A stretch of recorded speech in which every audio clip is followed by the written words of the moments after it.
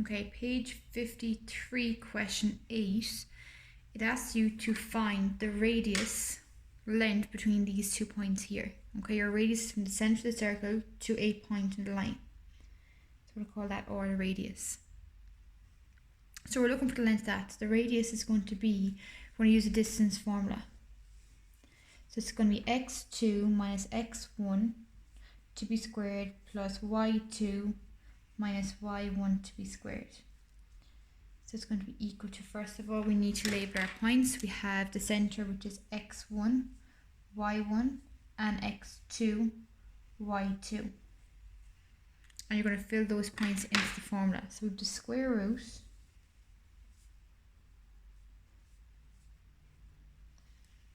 of x2, which is 4, minus x1, which is minus 3.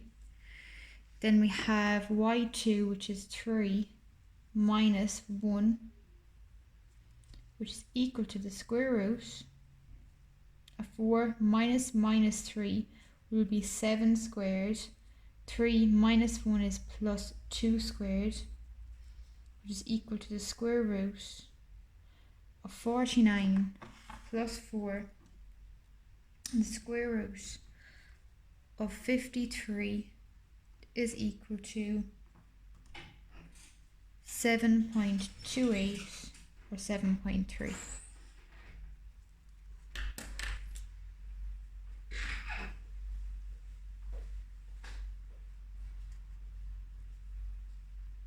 Okay, question 10. The distance between the points 5, 2 and 4k is square root of 2. Okay, so we use the distance formula straight away. We're just going to write that down. x2 minus x1 to be squared plus y2 minus y1 to be squared. But you're told your answer is equal to the square root of 2. We're going to label these x1, y1, x2, y2.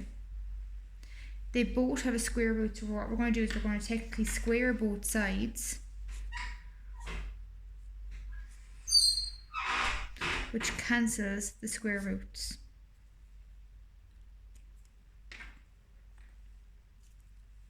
So we have x2, which is 4, minus x1, which is 5,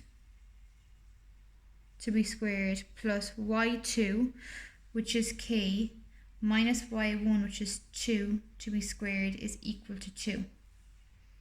4 take away 5 is minus 1 squared, plus k minus 2 squared equals 2. So minus 1 squared is 1, plus, this means k minus 2 times k minus 2 equals 2. We're going to split and repeat. So we have 1 plus k times k minus 2 minus 2 times k minus 2 equals 2. We're going to multiply our brackets.